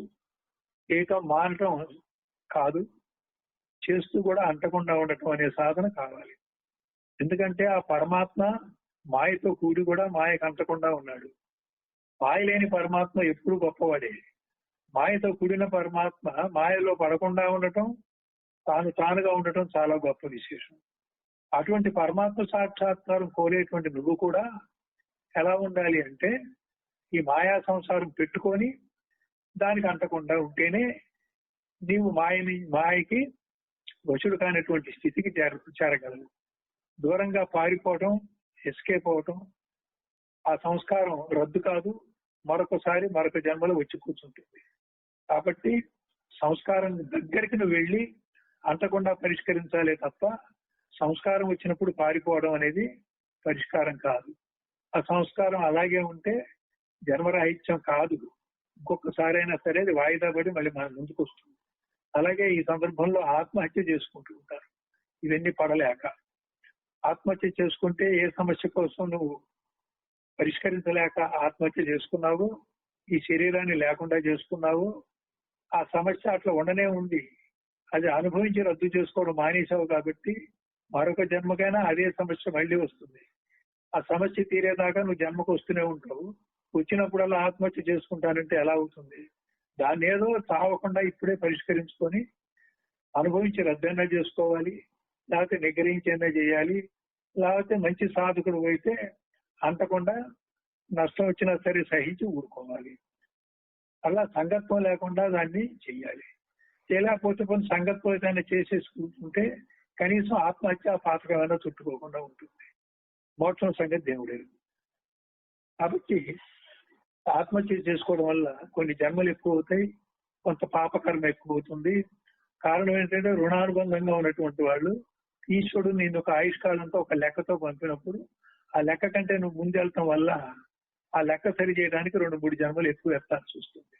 మళ్ళీ ఈ కర్మ ఆత్మహత్య పాపం అనేటువంటి కర్మ వల్ల అంతేకాకుండా మరి కొంచెం ఎక్కువ కష్టాల పాలయ్యేటువంటి జన్మలు మరికొన్ని లెక్కలో కొన్ని ఎక్కువ జన్మలు ఎత్తవలసి వస్తుంటుంది. అప్పుడు ఎప్పుడు కూడా ఎవరైనా ఎంత పెద్ద సమస్య వచ్చినా ఆత్మహత్య చేసుకుంటే ఇంకా సమస్యలు పెరుగుతాయి కానీ జన్మలు పెరుగుతాయి కానీ దానివల్ల ఏ ప్రయోజనం లేదు. అందువల్ల ఎవరు ఆత్మహత్య చేసుకోకూడదు.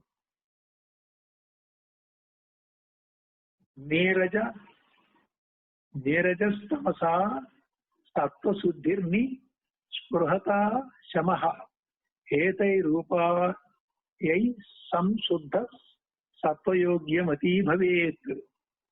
నీరజస్తమసా సత్వశుద్ధిర్ని స్పృహత శమః ఏతై రూపాయై సంశుద్ధ సత్వయోగ్యమతీ భవేత్. తమోగుణ రజోగుణముల నాశనము, సత్వగుణ శుద్ధి, దేని యందును వాంఛ లేకుండా ఉండుట. మనం చేయాల్సినటువంటి సాధనే క్లుప్తంగా చెప్తున్నాడు. ఎన్ని రకాలుగా ఇంతకు ముందు చెప్పినా ఇప్పుడు గుణాల పద్ధతిలో చెప్తున్నాడు. తమోగుణం అంటే నాది అనేది, మమకారం అనేది, లోభత్వము, వస్తువుని సంపాదించుకోవడము, ఎవరికి ఇవ్వకుండా దాచుకోవడము, అక్రమంగా సంపాదించడము, వస్తువు మీద ఆశామోహం ఉండటము, ఇవన్నీ కూడా తమోగుణ లక్షణాలు. రజోగుణము నేను అనేది, నేను ఇంతవాణ్ణి నేను అంతవాణ్ణి అనేసి నిన్ను నువ్వు పెంచుకొని ఒక నేనుని అధికంగా ఉన్నట్టుగా చూసుకున్నప్పుడు సుపీరియారిటీ కాంప్లెక్స్ అంటారు.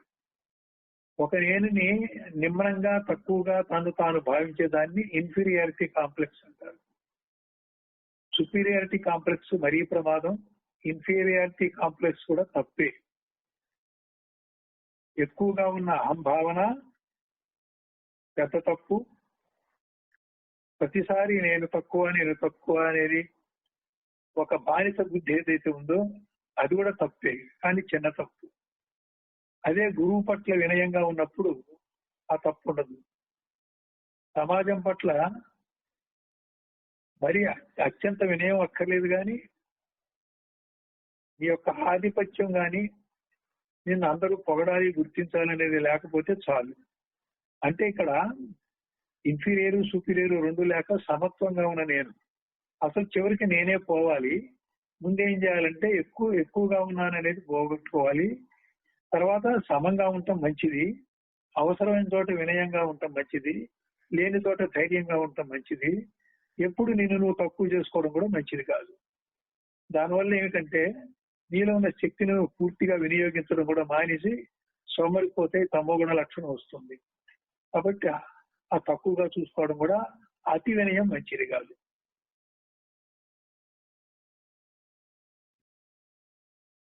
తమోగుణం రజోగుణం వీటిని నీలో లేకుండా చేసుకోవాలి. సత్వగుణం శుద్ధి. సత్వగుణం అంటే చాలదు, మరి శుద్ధి ఎందుకన్నాడు? సత్వగుణంలో పుణ్యం వస్తుంది, సత్వగుణంలో కర్మ అంటుతుంది, పుణ్యం వస్తుంది, కీర్తి ప్రతిష్ట కాంక్ష ఉంటుంది. ఈ సత్వగుణంతో చేసినప్పటికీ పుణ్యం కోసం కాకుండా చేయాలనేటువంటి ఒక స్పందన వస్తే చేయటమే తప్ప దయా దాక్షిణ్యంతోనూ పుణ్యంతోనూ కీర్తి కాంక్షతోనూ పేరు ప్రతిష్టల కోసము లేకపోతే మంచి పని అయినప్పటికీ కూడా ప్రతిఫలాన్ని ఆశించి చేస్తారు కొంతమంది మంచి పనులు చేయటం వల్ల మంచి పేరు రావటం వల్ల ఎన్నికల్లో నుంచి గెలవలేకపోతానా అని.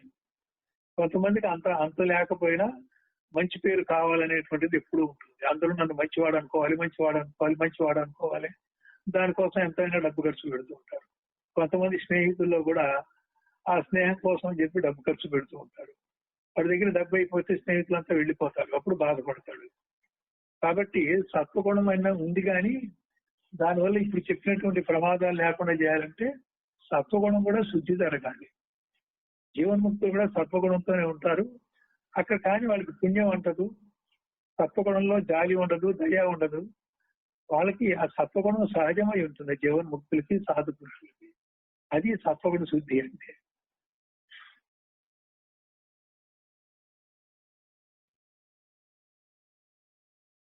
శుద్ధి నిస్పృహత, సత్వశుద్ధి నిస్పృహత శమః అంటే దేని యందు వాంఛ లేకుండా నిస్పృహత. స్పృహ అంటే మనసు కొన్ని వస్తువులను తాకి ఉండటం, కొన్ని వస్తువుల గురించి స్మరించటం, కొన్ని వస్తువుల్ని బయటకు వస్తే కోరిక, బయటికి రానంత వరకు అది స్మరణ. అటువంటి స్మరణ, అటువంటి స్పృహ లేకపోవటం నిస్పృహ. నిస్పృహ కావాలి మనకి. ఇది నిరాశ నిస్పృహ కాదు. ఇక్కడ నిస్పృహ అంటే అర్థం స్పృహ లేకుండా. స్పృహ అంటే మళ్ళీ తెలివి తప్పి పట్టడం కాదు. వస్తు స్పర్శ మీద స్పృహ లేకపోవడం, భోగ స్పర్శ మీద స్పృహ లేకపోవడం, అది నిస్పృహ. నిస్పృహత, శమః ఇటువంటివన్నీ కూడా మనం శమించుకోవాలి. అంటే శాంత స్థితిలో ఉండాలి. అంటే వాటి చేత బాధించబడుతూ వికారం చెందకూడదు. శమః అంటే వాటి చేత బాధించబడటం వల్ల వికారం చెందటం అనేది ఆగటమే శమించటం. ఏతై రూపాయ సంశుద్ధ సత్వయోగ్యమతి, సత్వయోగ్యమతి భవేత్ అన్నప్పుడు సర్వేంద్రియ నిగ్రహము ఈపై నిరూపించబడిన ఉపాయముల చేత అంతఃకరణ శుద్ధి కలిగి అమృత స్వరూపుడు అవుతున్నాడు. అంతఃకరణ శుద్ధి చేసుకోవాలి. అంతఃకరణ శుద్ధి లేనప్పుడు చస్తూ పుడుతూ ఉంటాడు, శరీరమే నేను అజ్ఞానంలో ఉంటాడు. ఎవరైతే అంతఃకరణ శుద్ధి అయిందో అజ్ఞానం పోతుంది, ఆత్మజ్ఞాన ప్రకాశానికి ప్రతిబింబ జ్ఞానం వచ్చి ఈ అహమే ప్రతిబింబంగా ఉన్న చిదావాసుడే అహమే ఆ బ్రహ్మ యొక్క ప్రకాశంతో బింబ ప్రతిబింబాలు రెండు ఒక మాదిరిగా ఉండటం చేత, సారూప్యం ఒకటం చేత అహం బ్రహ్మాస్మి అంటాడు. ఎప్పుడైతే అహం బ్రహ్మాస్మి అన్నాడో అప్పుడు ఈ అమృతత్వం సిద్ధిస్తుంది. ఎందుకంటే ఆత్మ బ్రహ్మ అనేది చచ్చి పుట్టేది కాదు, అది అమృత స్వరూపం. కాబట్టి ప్రస్తుతం నువ్వు అదే అయి ఉన్నావు కాబట్టి నువ్వు కూడా అమృత స్వరూపుడివే. అది కానప్పుడు మాత్రం జనన మరణాలు ఉన్నాయి అనేటువంటి భ్రాంతి, అది నిజం అనుకున్నప్పుడు ఆ భ్రాంతే జనన మరణాలు ఉన్నాయి అనేది సత్యం అనుకోవడం కూడా జరుగుతుంది. ఈలాగున యాజ్ఞవల్క్య యతి ధర్మాన్ని తెలుపుతున్నది. ఇంకొక శ్లోకం చెప్పేసి ఆపేద్దాం, 9 అయింది. యతో వేదాః పురాణాని విద్యోపనిషద్ తథా శ్లోకాత్ సూత్రాణి భాష్యాని యచ్చాన్యద్ వాంగ్మయం క్వచిత్. యతో వేదాః పురాణాని విద్యా ఉపనిషత్ తథా శ్లోకాత్ సూత్రాణి భాష్యాని అన్యద్వాంగ్మయం క్వచిత్. వేదములు, పురాణములు, జ్ఞానాన్ని అందించేటువంటి ఉపనిషత్తులు. ఉపనిషత్తులు అనొచ్చుగా, 108 ఉపనిషత్తులో కొన్ని మాత్రమే జ్ఞానాన్ని అందించున్నాయి, కొన్ని తపస్సుని, యజ్ఞాన్ని, ధ్యానాన్ని, యోగాన్ని, కుండలిని ఇలాంటివి చెప్పేవన్నీ తారక యోగంలో ఉండేవి కూడా ఉన్నాయి. మరికొన్ని ధర్మార్థ కామాల వరకు ఉన్నాయి, మరికొన్ని మోక్ష మార్గానికి దారి తీసే ఉన్నాయి. పూర్తి జ్ఞానపరంగా ఉండేవి దశోపనిషత్తులు మరికొన్ని కూడా ఉన్నాయి. పెద్దలు, గురువులు, త్రిమతాచార్యులు ఈ దశోపనిషత్తుల్ని జ్ఞానం కోసం తీసుకొని వాటికి వారి వారి మత పద్ధతిలో భాష్యాలు రాయటం జరిగింది. కాబట్టి జ్ఞానమయ ఉపనిషత్తులు అన్నారు. 108లో జ్ఞానమయ ఉపనిషత్తులు కొన్నే ఉన్నాయి. అందులో ప్రధానంగా 10 ఉన్నాయి. శ్లోకములు, సూత్రములు. సూత్రాలంటే బ్రహ్మసూత్రాలు, ధర్మసూత్రాలు ఉన్నాయి. సాధనకి ధర్మసూత్రాలు పనికొస్తాయి. మోక్ష మార్గాన్ని పట్టిన తర్వాత ఆ చివరికి బ్రహ్మసూత్రాలు పనికొస్తాయి. భాష్యములు.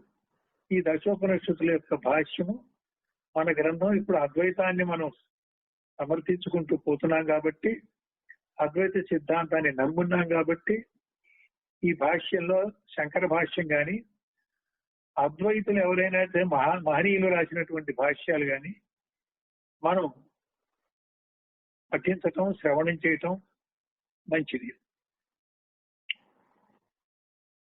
ఇక సమస్త వేదాంత వాంగ్మయం అంతా ఉంది మీ ఓపిక కొద్ది. అలాగే అనేక మహావాక్యాలు ఉన్నాయి. మనకి ఆయుష్ ఉండి, తెలివితేటలుండి, ఆసక్తి ఉంటే ఇవన్నైనా చదువుకోవచ్చు. కాకపోతే ఇవన్నీ ఎందుకు చదవమంటున్నారంటే, అర్థమైనా కాకపోయినా కొంత చదివి కొంత నువ్వు అర్థం చేసుకుంటే, ఒక పైపైన ఇది ఒక మంచి విషయం ఉంది, మనం ఇలా ఉండాలి ఇలా ఉండకూడదని తెలిసినంత మాత్రాన కొంతవరకు సంస్కారాలు నువ్వు పోగొట్టుకుంటే ఈ జ్ఞాన మార్గంలో ప్రవేశించడానికి కొంత ఆటంకం తీరినట్లే.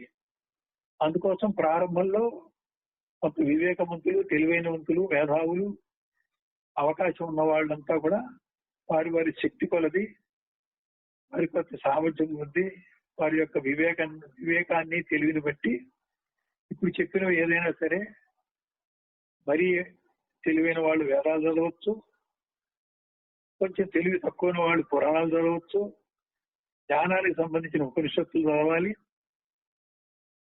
వాటికి సంబంధించిన బట్టి మహావాక్యాలు శ్రవణము, మననము, పఠనము, పరిశోధన, అవగాహన ఇవన్నీ చేయొచ్చు.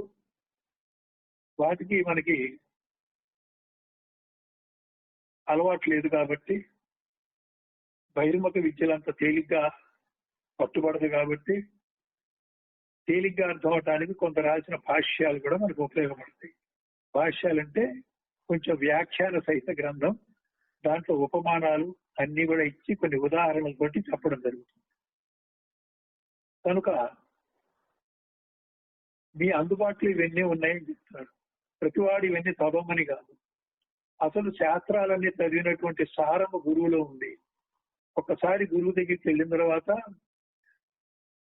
కొద్ది కాలంలోనే నీకు శరీరత్రయ విలక్షణం దగ్గర నుంచి మొదలుపెట్టి ఆత్మానాత్మ వివేకాన్ని దాటి 4 మహావాక్యాలు చెప్పి నిన్న నిరపేక్ష పరబ్రహ్మం నిలిపేటువంటి వరుసక్రమం ఏదైతే ఉందో అది దీక్షాక్రమంలో, బోధనాక్రమంలో, ఉపదేశ క్రమంలో తక్కువ కాలంలోనే తీసుకెళ్లేటువంటి ఆశ్రమాలు, గురు పరంపర మన దగ్గర ఉంది. ఈ శాస్త్రారణ్యంలో పడి కొట్టుకోమని వృధా కాలక్షేపం చేసి మనకున్నటువంటి జీవిత కాలాన్ని వృధా చేసుకోకుండా తక్కువ టైంలోనే, తక్కువ కాలంలోనే దీన్ని పొందే అవసరాలు, మార్గాలు కూడా మన దగ్గర ఉన్నాయి. ఎవరు ఏ మార్గంలో ఎట్లా ఉన్నారో దాన్ని బట్టి, వాళ్ళ స్థితిని బట్టి, సంస్కారాల భారాన్ని బట్టి కొంచెం ముందో వెనకో, కొంచెం ఎక్కువగానో తక్కువగానో ఇవన్నీ చేయమని చెప్పేసి మీకు ఉన్నటువంటి అవకాశాలన్నీ కూడా ఇన్ని రకాలుగా ఉందని ఇక్కడ చెప్పడం జరిగింది. అన్ని చెయ్యమని కాదు. శాస్త్ర సారమైనటువంటి గురువుని వచ్చినప్పుడు, ఆయన స్వానుభవం ఉన్నప్పుడు ఆ శాస్త్ర సారాన్ని క్లుప్తంగా అందిస్తూ అనుభవాన్ని కూడా ఆయన ప్రసాదిస్తే దాని అనుగుణంగా నువ్వు శిష్యుడు సంసిద్ధంగా ఉంటే సరిపోతుంది. గురుభక్తి తీవ్రంగా ఉన్నా సరిపోతుంది. కాబట్టి చదువు రాని వాళ్ళకి మోక్షం లేదా అని అడిగే ప్రశ్నకి జవాబు కూడా ఉంది. కాబట్టి అందరికీ అన్ని అవసరం లేదు. కొంతమందికి శాస్త్రారణ్యం కూడా కావాలి. ఎవరు ఎంత చదువుతారో, ఎవరు ఎన్ని చెప్తారో అన్ని చోట్లకి తిరిగి తిరిగి తిరిగి తిరిగి ఇంకా ఎక్కడైనా శాస్త్రాలు దొరికాయో అన్ని చూసుకొని అవి సంపాదించి ఇక జీవితకాలం చదువుతూనే ఉంటారు. అలా చదివే పండితుడికి ఒక వృద్ధ పండితుడిని చూసి ఆ శంకరాచార్య కూడా భజగోవిందం శ్లోకాలు రాశారు. ఎంతకాలం చదువుతావా బాబు అని ఆయన మీద దయతో ఈ భజగోవింద శ్లోకాల ద్వారా ఆయన శక్తిని, కృపని ఆయన మీద ప్రసరించేసరికి పాప ఆ వృద్ధ బ్రాహ్మణుడు ఈ శాస్త్ర జ్ఞానాలు కట్టిపెట్టి వెంటనే అనుభవ జ్ఞానానికి శంకరాచార్య గురుకృప వల్ల మారిపోయాడు. కాబట్టి ఇవన్నీ ఇన్ని ఉన్నాయి ఉన్నాయి. నీకు గురువు దొరికేదాకా మీరు ఏదో ఒకటి చేస్తూ ఉంటే, గురువు దొరికిన తర్వాత దగ్గర మార్గం, శీఘ్రమైన మార్గం, మీ యొక్క చిత్తశుద్ధి మీద ఆధారపడి త్వరగా నెరవేరే మార్గం కూడా ఉంది.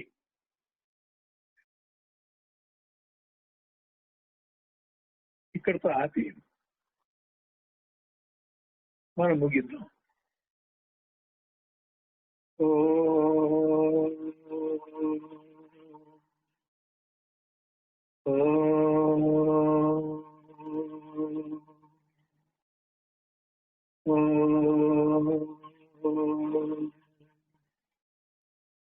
పూర్ణమదః పూర్ణమిదం పూర్ణాత్ పూర్ణముదచ్యతే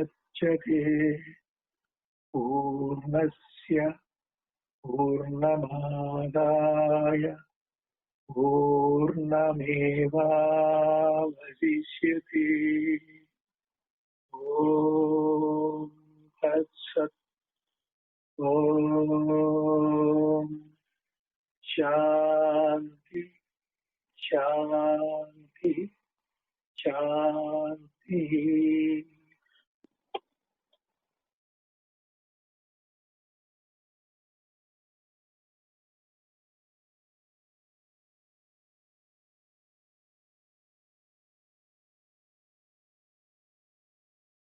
సెలవు.